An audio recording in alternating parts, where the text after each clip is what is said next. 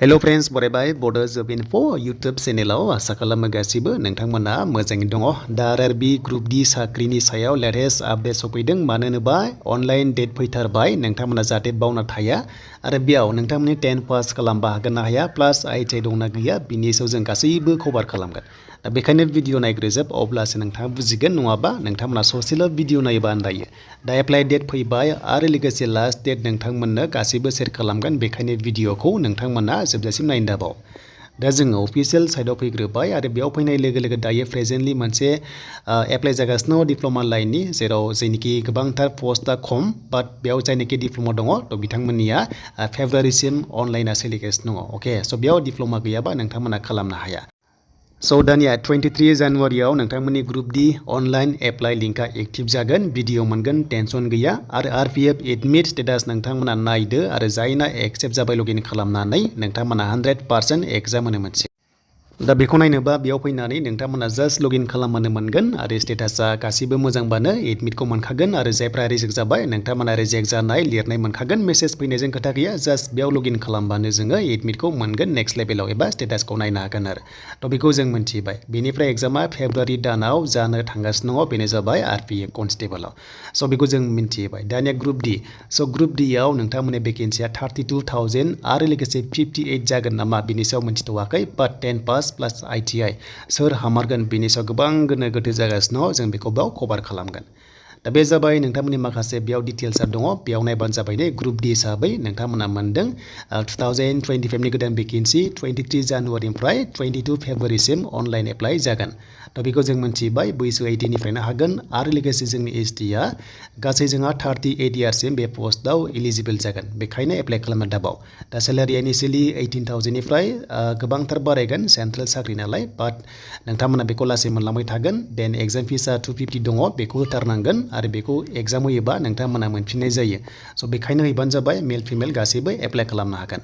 देन पस्टआ माबायदि जों बेखौ दायो नायनोसै। अके, सोर खालामनो हागोन आरो हामारा।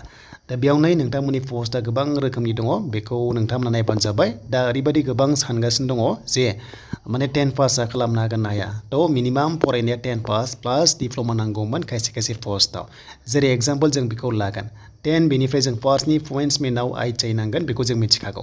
नाथाय लोगोफोर एसिस्टेन्ट पस्टआव 10 पास खालामबानो नोंथांमोना खालामनो हागोन। अके, देन बेनिफ्राय ट्रेक मेन्टेनाराव ITI नांगोन, बेनिफ्राय गोबां रोखोमनि पस्टआव खायसेयाव नांगौ आरो खायसेया नाङा। आरो गोबां सर्सआ बुंनाय बादिबा देग्लाय गासैखौबो चान्स होगोन होनना बुंदों, 10 पास खालामबानो गासैबो चान्स मोनगोन बायदि कन्डिसना RRBनिफ्राय खोनागासिनो दङ। नाथाय 23आव नोंथांमोना गासैबो डिटेल्सखौ 100% मोनगोन।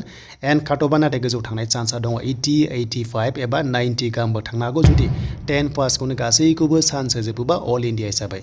स' बेखौ 23 जानुवारि जानाय लोगो लोगो गासैबो अफिसियेल नटिस फैबा नोंथांमोना मोनगोन।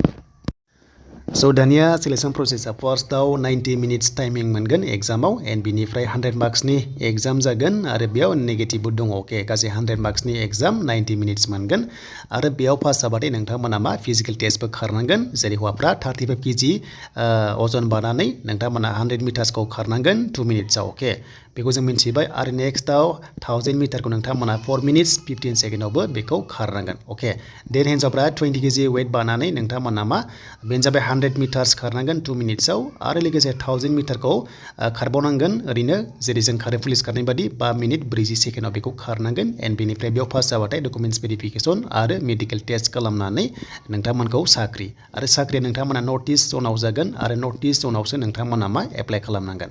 देन सिलेबासखौ नायना लादो, स्क्रिनशट खालामनानै गासैबो डिटेल्सआ दंखाजोबो। एन्ड बेनिफ्राय नेगेटिभ मार्किंआ 1/3 दङ, बेखौ नोंथांमोना जाहाथे नायो। स' नोंथांमोननि अनलाइना 23आव जागोन, नोंथांमोना नेक्स्ट भिडिअ नायनो दाबाव। नैबे जाबाय सर्ट नटिस, बेयाव माखासे डिटेल्सआ दंखाजोबो। 23 जानुवारि मोनदों आरो लोगोसे भेकेन्सिया 2048 दङ जोंनि नर्थ इस्टआव। स' नोंथांमोना नर्थ इस्ट जनावसो एप्लाइ खालामनांगोन आरो एग्जामाबो जोंनिया लकेल एबा सिटियाव जागोन आरो जेरै गुवाहाटि बेफ्राव जागोन। दा जियानो जा बुजिबाय नोंथांमोननिया, आरो लिंकआ एक्टिभ जानाय लोगो लोगो नोंथांमोना बड'जबिनफो इउटुब चेनेलाव मोननो हागोन।